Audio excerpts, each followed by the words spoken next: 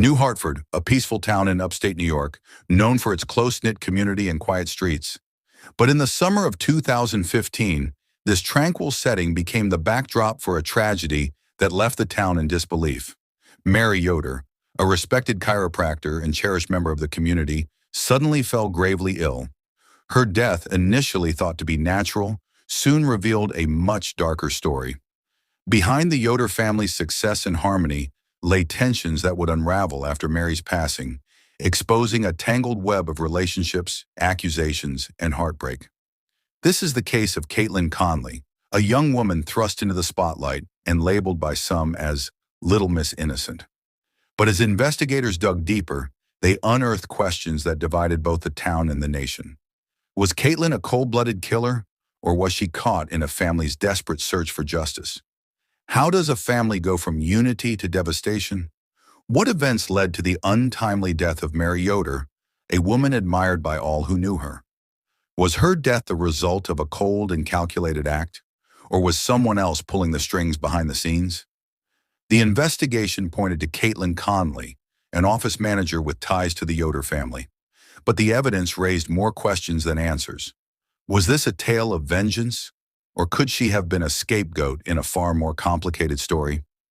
Mary Yoder was more than just a chiropractor. She was the heart of her family and a cherished figure in her community. She and her husband, Bill Yoder, operated a thriving chiropractic practice in New Hartford, New York. Together, they built a reputation for helping others and promoting wellness, earning the respect and gratitude of their patients. Mary, a mother of 3 adult children, was described as vibrant, compassionate, and endlessly generous. Friends and patients alike admired her for her boundless energy and her ability to connect with everyone she met.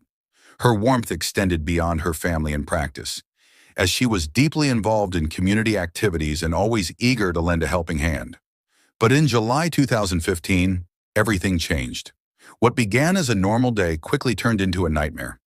Mary fell ill suddenly, complaining of severe stomach pain, nausea, and weakness. Within hours, her condition worsened dramatically. By the following day, she was admitted to the hospital, where doctors worked tirelessly to save her. Despite their efforts, Mary passed away just 2 days after her symptoms began. Her death left family, friends, and the entire community in shock. Mary had always been the picture of health, and her rapid decline was both alarming and puzzling. Initially, doctors were unable to pinpoint a cause. There were no obvious signs of trauma or infection. It wasn't until toxicology reports were completed that the devastating truth emerged. Mary had been poisoned. The substance responsible was colchicine, a powerful medication typically used to treat gout in small doses. In larger amounts, it is a deadly poison. Investigators determined that Mary had ingested a fatal dose, but the bigger question loomed: how did this happen? The toxicology results confirming Mary Yoder's death by colchicine poisoning transformed a family's devastating loss into a full-fledged homicide investigation. What had appeared to be a natural passing was now something far more sinister, prompting investigators to delve deeply into the Yoder's lives. Detectives began their work with Mary's immediate family, as is standard in cases like this.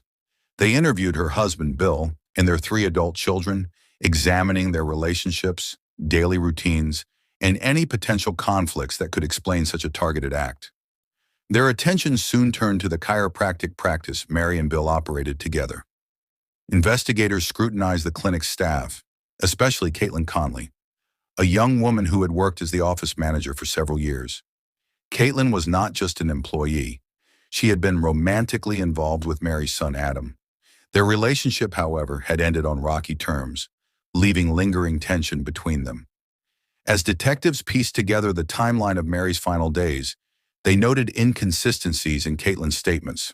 Further digging revealed a pattern of messages between Caitlin and Adam that suggested ongoing disputes and unresolved emotional turmoil.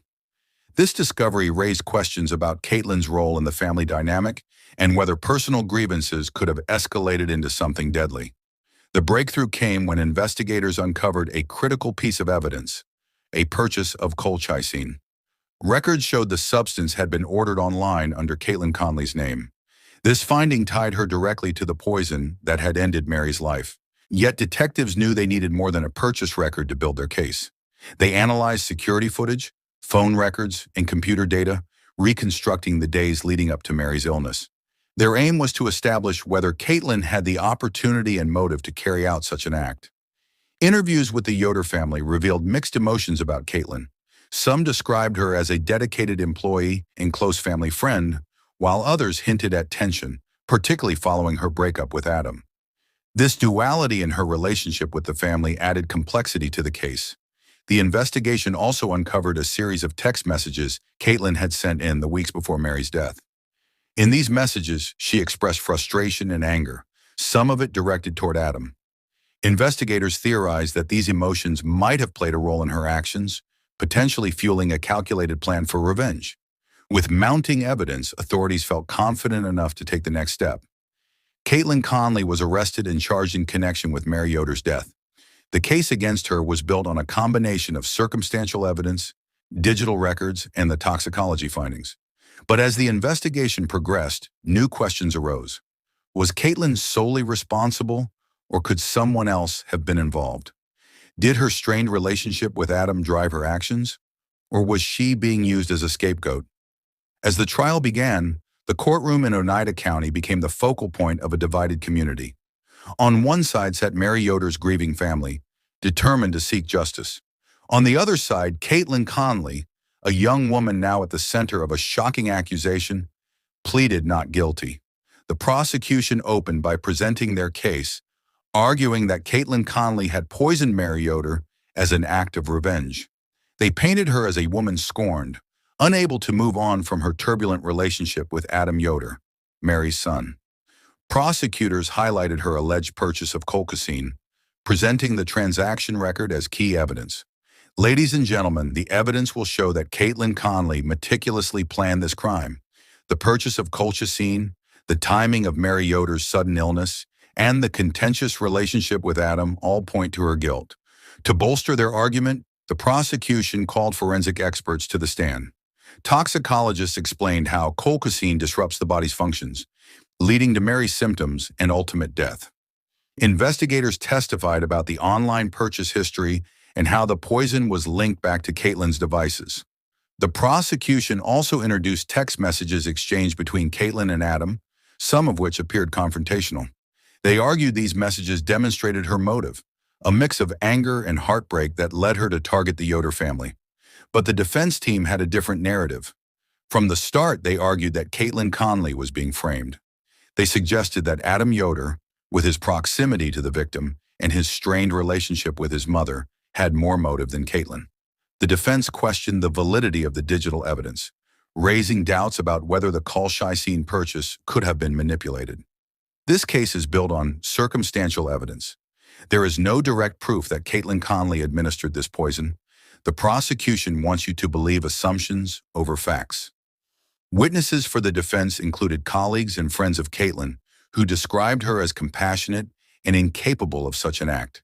They questioned the reliability of the evidence and raised the possibility of other suspects, particularly Adam. As the trial unfolded, the courtroom was riveted by emotional testimonies. Members of the Yoder family shared memories of Mary, describing the devastating impact of her loss. Caitlin's family also took the stand, pleading her innocence and painting a picture of a young woman who had been wrongly accused. Throughout the proceedings, Caitlin herself remained composed but visibly emotional, breaking down at moments when her character was attacked or when details of Mary's final hours were recounted. Her reactions became a focal point for media coverage, with some questioning whether her demeanor was genuine. The prosecution's closing argument urged the jury to consider the overwhelming evidence, asserting that Caitlin's actions were deliberate and calculated. We have shown you the motive, the means, and the opportunity. The pieces of this puzzle all fit together, pointing directly to the defendant. The defense countered with a plea for reasonable doubt, emphasizing the lack of concrete proof tying Caitlin to the act of administering the poison. This case is riddled with unanswered questions. If there is any doubt in your mind, you must find Caitlin not guilty. With closing arguments complete, the case was handed to the jury, setting the stage for a highly anticipated verdict that would leave the courtroom and the town divided. After weeks of intense testimony, legal arguments, and emotional appeals, The moment everyone had been waiting for finally arrived. The jury delivered its verdict. Caitlin Conley was found guilty of first-degree manslaughter in the death of Mary Yoder. As the verdict was read aloud in the courtroom, Caitlin sat motionless, her expression a mix of shock and disbelief. Moments later, tears filled her eyes as she whispered to her attorneys. Outside the courthouse, her family expressed their unwavering support, maintaining that Caitlin was innocent. In a statement following her sentencing, Caitlin proclaimed her innocence. Speaking to reporters, she said, "I didn't do this. I've been wrongfully accused and convicted. I will continue to fight to clear my name." Despite her conviction, questions lingered. Caitlin's defense team filed an immediate appeal, citing what they believed to be errors in the trial and flaws in the prosecution's case. They pointed to the circumstantial nature of the evidence and the lack of definitive proof that Caitlin administered the fatal dose of colchicine. For Mary Yoder's family, the verdict marked the end of one chapter and the beginning of another. While they expressed relief that someone had been held accountable, they acknowledged the pain of losing a beloved wife and mother. Bill Yoder, Mary's husband, stated, "We are grateful for the efforts of law enforcement and the prosecution. However, no verdict can bring Mary back. She was the heart of our family, and we will always miss her."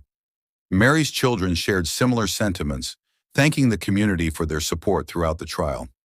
Yet questions about the evidence and Caitlin's claims of innocence continued to weigh heavily on everyone involved. Caitlin's conviction did not silence critics of the investigation and trial. Legal analysts and members of the public debated whether the evidence truly proved her guilt beyond a reasonable doubt. Some pointed to the prosecution's reliance on digital records and circumstantial evidence, arguing that it left room for alternative interpretations. Others speculated about Adam Yoder, Mary's son, and his role in the events leading up to her death. While the defense hinted at his possible involvement, no charges were ever brought against him. Adam has consistently denied any wrongdoing and cooperated fully with investigators. The case garnered widespread media attention, with headlines across the country dissecting every detail. Legal experts weighed in, offering differing opinions on the outcome. Some praised the jury's decision, while others highlighted what they saw as gaps in the prosecution's case. Public opinion remained divided. In New Hartford, some residents expressed relief that justice had been served, while others questioned whether the true perpetrator had been found. Social media buzzed with theories, debates, and calls for further investigation. Caitlin Conley began serving her 23-year sentence, but her legal team vowed to keep fighting. They filed appeals in hopes of overturning the conviction, citing what they described as a lack of conclusive evidence and errors during the trial. Meanwhile, the Yoder family worked to preserve Mary's legacy.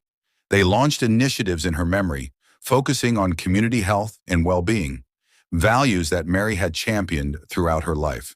The verdict closed one chapter in this tragic story, but the questions it raised continue to echo. Was justice truly served, or is the real story yet to be uncovered? The trial of Caitlin Conley may have ended in a conviction, but the debate over her guilt or innocence continues to divide communities, legal experts, and the public at large. From the day the verdict was announced, opinions have been sharply split. Was Caitlin Conley a calculated criminal who poisoned Mary Yoder out of revenge? Or was she an innocent woman caught in a whirlwind of suspicion and circumstantial evidence? These questions linger in the minds of many who followed the case closely. Across social media platforms, the case became a lightning rod for discussion. Some hailed the jury's decision as a victory for justice, commending the investigators and prosecutors for piecing together what they saw as a compelling case against Caitlin.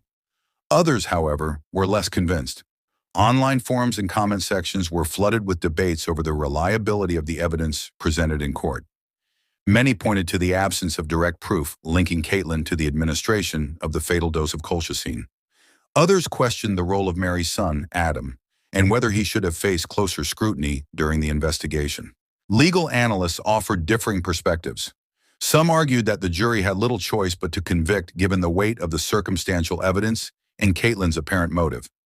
Others suggested that the case highlighted weaknesses in the justice system, where circumstantial evidence and character assessments can sometimes overshadow the need for direct proof.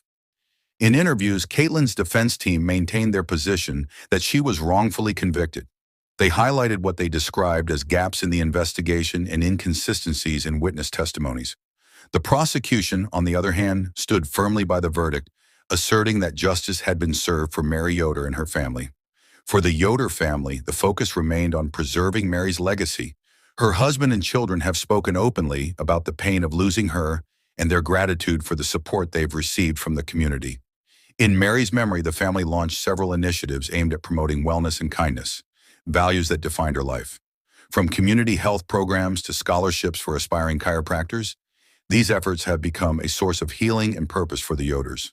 From her prison cell, Caitlin Conley has not given up. Her legal team has pursued every available avenue for appeal, arguing that the evidence used to convict her was insufficient and pointing to what they believe are overlooked details in the case. In interviews, Caitlin has expressed her determination to clear her name. "I won't stop fighting for the truth," she said in one statement. "This isn't just about me, it's about ensuring justice is done." Her supporters have rallied around her cause, raising awareness and funds for her legal battle. They argue that her case is a cautionary tale about the dangers of relying too heavily on circumstantial evidence. As the years pass, the story of Mary Yoder's death and Caitlin Conley's conviction continues to spark debate and reflection. It's a case that raises profound questions about love, loss, justice, and the complexities of human relationships. What do you think? Was justice served, or does this case represent a miscarriage of justice? Share your thoughts and join the conversation as we continue to explore the mysteries surrounding this tragic story. The story of Mary Yoder's tragic death and Caitlin Conley's conviction leaves us with more questions than answers. It's a case that challenges our understanding of justice, relationships, and the fragility of trust. For Mary's family, the verdict brought a measure of closure, but the pain of her loss is a wound that will never fully heal. For Caitlin, her conviction marks the start of a long fight to prove her innocence, a battle that she and her supporters continue to wage. As we reflect on the events that unfolded in this quiet New York town, one cannot help but wonder, was this a carefully orchestrated act of revenge or a tragic miscarriage of justice? Did the system uncover the full truth, or does the answer lie hidden in the shadows of this complicated case? The legacy of this case serves as a stark reminder of how quickly lives can change. It forces us to confront the complexity of human motives and the consequences of our actions. What's your verdict? Does this case represent the triumph of justice, or does it demand further scrutiny? Thank you for joining us on this deep dive into the case of Caitlin Conley. Be sure to like, subscribe, and hit the bell icon to stay updated on our latest stories. And let us know your thoughts in the comments below. What do you believe truly happened to Mary Yoder?